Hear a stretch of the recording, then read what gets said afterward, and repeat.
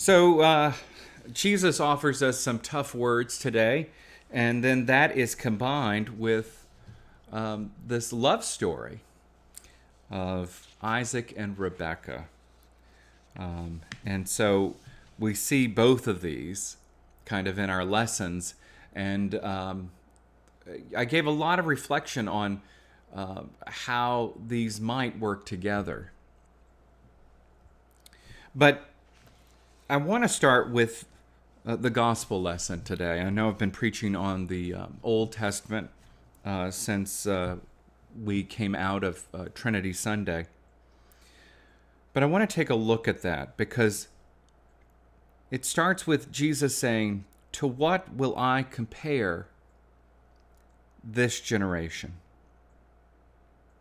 To what will I compare this generation?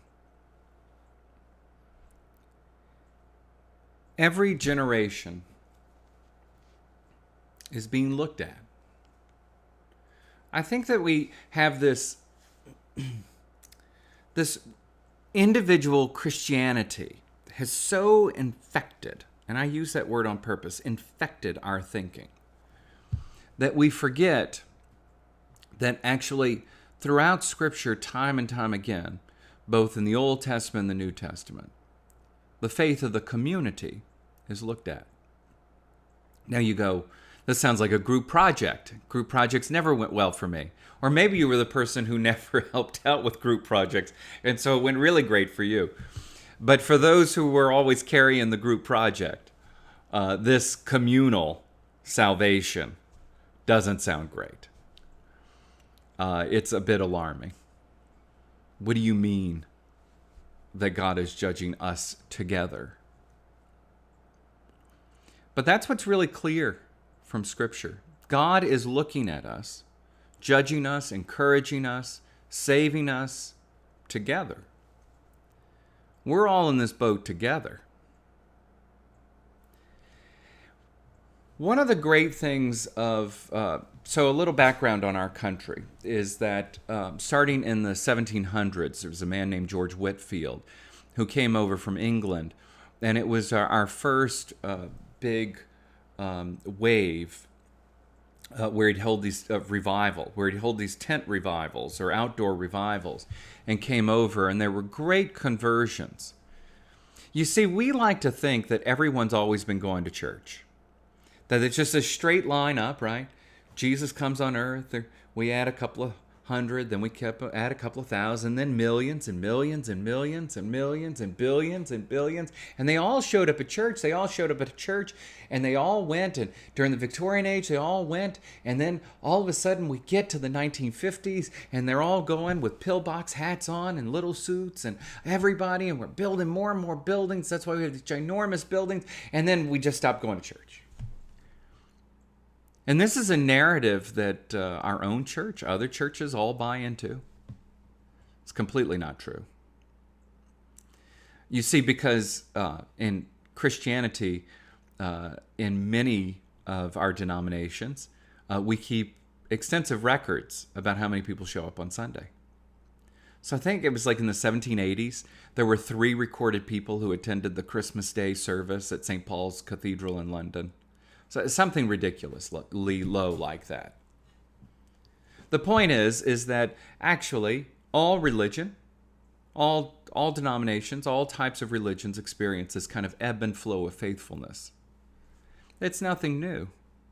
I mean, people were much more attracted on their day off to go to the local pub. I mean, you have to think about it. People are working 6.5 days a week.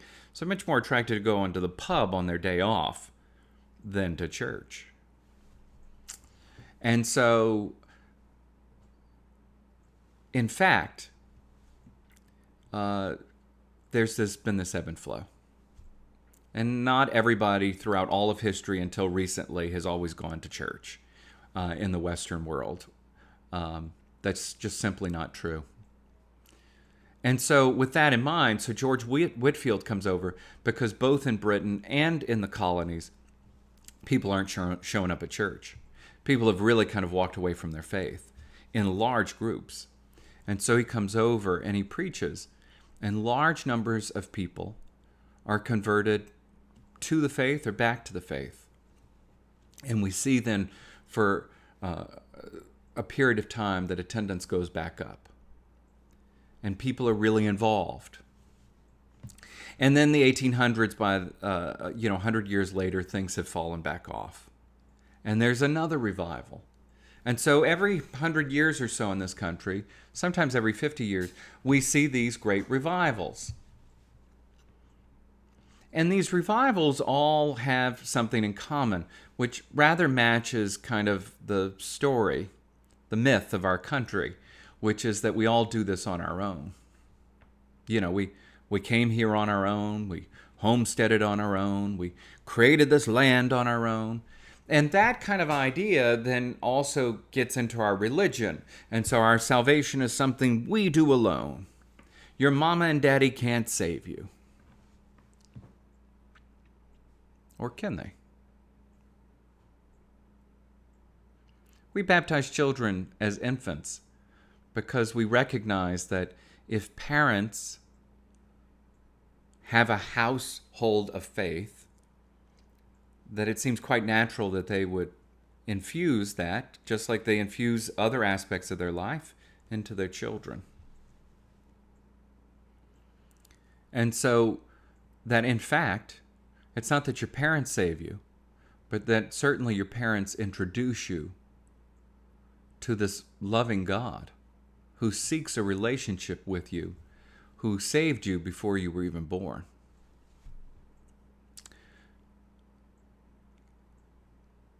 The fact of the matter is both this country and our faith are lived out in community.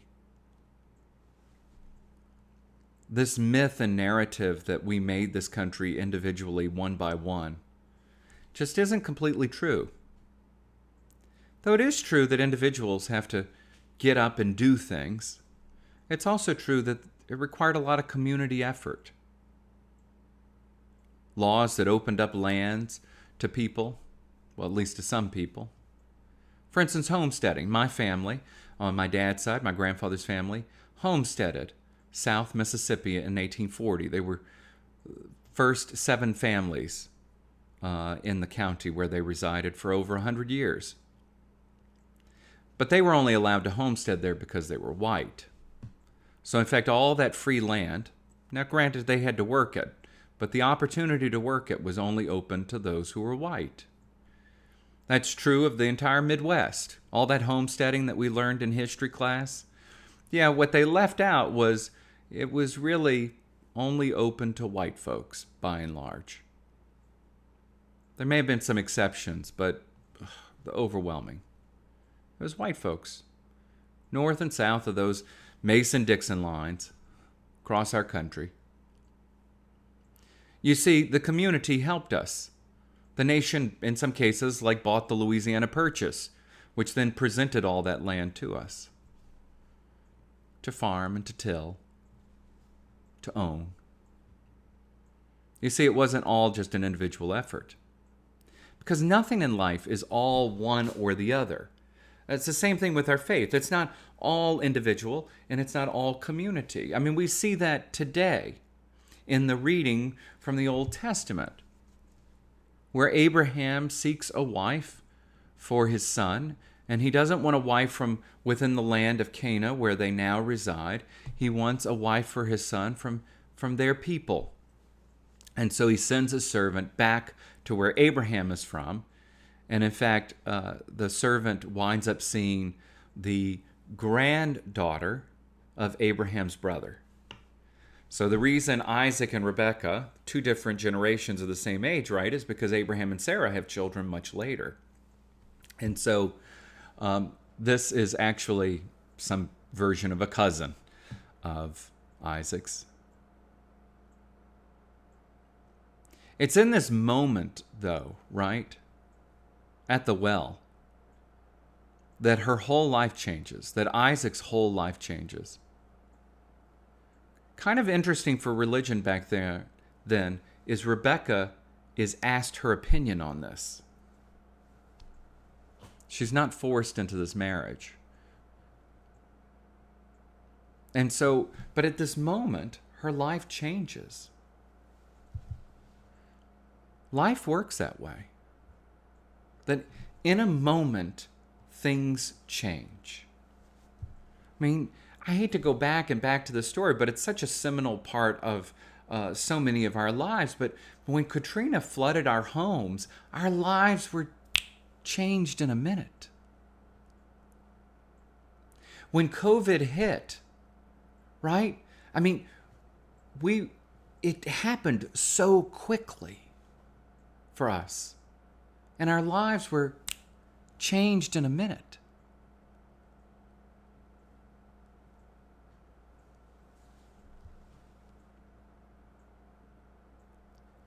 But you see, Jesus and God elsewhere in the scriptures promises never to forsake us, never to leave us.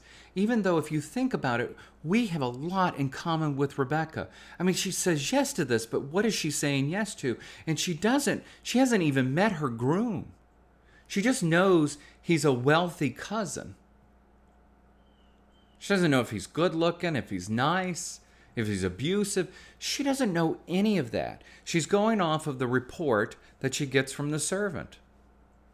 I mean, what is the servant going to say about his master? And so this had to be a journey of trepidation, of fear. I mean, she not only veils herself when, at the end of the story that we hear today, before she sees Isaac, because that was the tradition, not to lift the veil until you were married. But it's also because there's this fear. And yet she steps forward in faith. It's not just the great fathers of our faith that have something to teach us. The great mothers of our faith have something to teach us as well. Rebecca has something to teach us right now. That while there is so much between racial unrest, between the economy being, we don't know, quite frankly, but we know it's not good right now. We don't know where it's heading. Some people are like, oh, it's going to turn around. And other people are like, doomsday. Some people are hoping that in a month or two, or by January, we'll have a vaccine. And other people are saying it's 2 or 3 years away. Others even longer. This nation, for 401 years ago, brought over the first enslaved person who we enslaved, depending on your date, depending on where you were located, either 244 years if it's 1863, or if it's 1865, what is that, 246 years?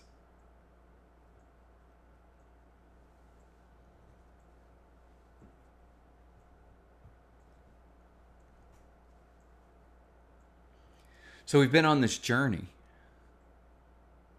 And now we're dealing with this unrest. And we don't know where it's going. And some of it we don't have complete control over. We do have some control over it. I mean, we can wear our masks. We can do something about that. We can read and study as we're doing as a first step. This isn't the last stop. This is the first stop on our journey as congregations to read Be the Bridge, a look at racial reconciliation from a Christian perspective, from a perspective of faith, from our scriptures. What does it have to teach us?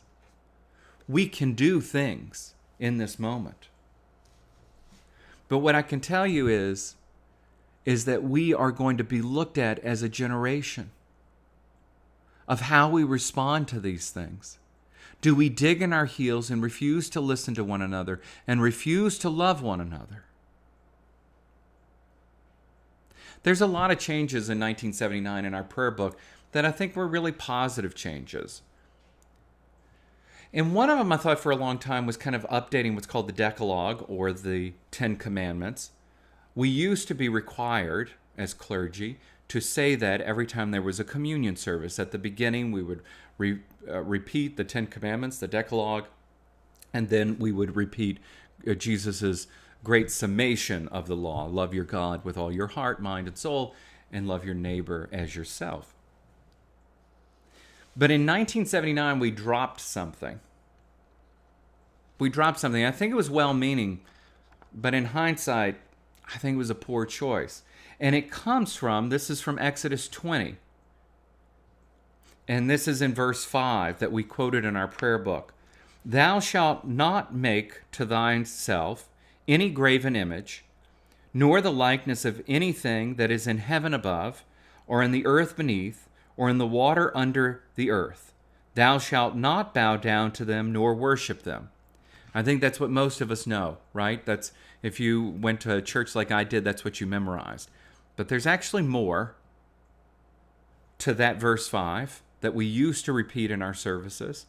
And it went on into verse 6. For I, the Lord thy God, am a jealous God. You can see why we didn't like this. And visit the sins of the fathers upon the children, unto the third and fourth generation of them that hate me.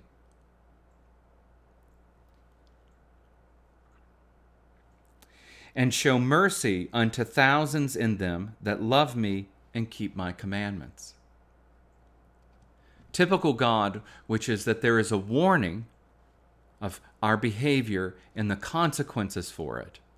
Good parenting does this, right? Before you even do it, good parenting warns their children, if you do X, Y, and Z, this is what's going to happen. And then when it happens, you execute what you promised. That's all this is. It's a warning. If you do that, this could happen. This will happen. But then in typical God fashion, the warning then is followed with grace, tremendous grace. Because while the sins visit the third and fourth generation, mercy is shown upon thousands.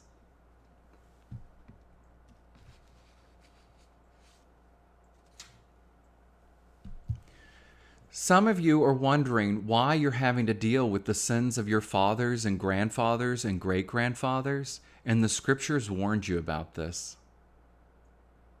And the question for us is, when Jesus looks at us and says, to what will I compare this generation? The question is upon us today, communally, as a group, though we can take individual actions within it, but communally. How are we going to lead in this time? Are we going to be found faithful to the commandments of God, to love your neighbor with all your heart, period? It doesn't say love your neighbor with all your heart, but also put these other things above that. Absolutely not. Love your neighbor above all else. So that's the big question. Are we going to do that? Or do we love statues and street names more? Do we love this nation more than we love the people of this nation? Do we love the flag more than the people that that flag is meant to represent? Do we love tanks and bombs and planes more than we love the actual people who put on the uniform every day and defend this country? Do we love people of color enough to make real change to this country, to say to some folks, that's where the law comes in, at the end of the day, I don't care if you're convinced of this or not, it's going to stop. Because God does that, right? God throughout the Old Testament says, I've had enough. I've given you enough time to come around to this. This is my law. This is my commandment, and you will do it. And any of you who are parents, you did this in your own household at some point, right? You just laid down the law with some pestilent child. I was a pestilent child at some point. You were a pestilent child at some point. Maybe more, maybe less. But we all did it. And good parents put their foot down. That's all God's doing. God is putting the divine foot down.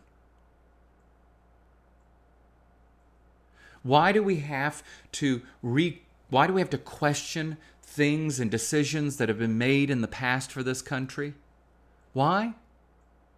Because, friends, until 1968, with the Voting Rights Acts of 1964, 1968, and all that civil rights legislation, until that moment, we denied not just black, but basically all people of color the right to participate in the decision-making process for this country, because we lived under apartheid in this country.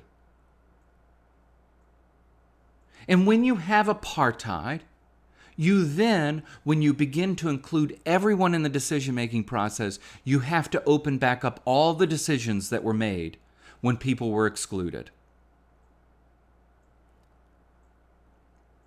At Annunciation a couple years ago, we discovered that we didn't have enough people on vestry. We only had 5 people on vestry. The minimum is 7.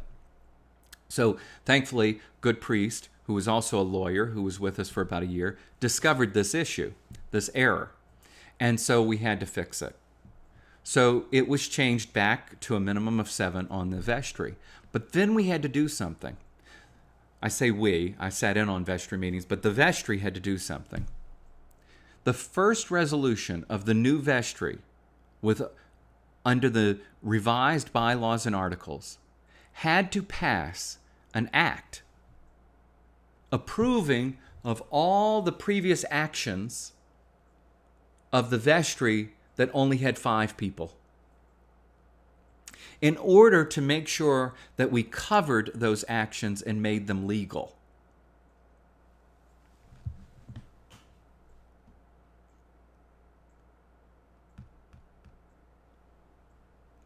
For a long time in this country, we only had 5 people at the table. And now that we are slowly but surely including more people at the table, we have to reimagine. We have to question things that were there before. And God is looking. God is asking, what will I say about this generation?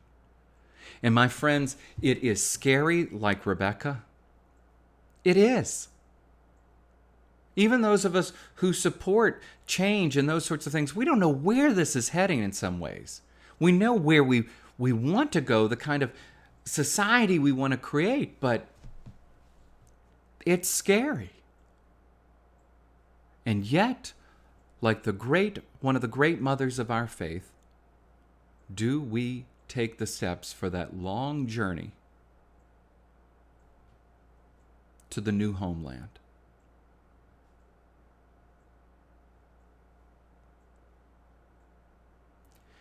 Because if we don't live into the commandments of God that have been set forth before us, we will set a plague upon the house of our children and grandchildren and great-grandchildren. God has warned us. But if we live into the grace and love that God has called us to live into, then our children and grandchildren and for 1,000 generations will be blessed.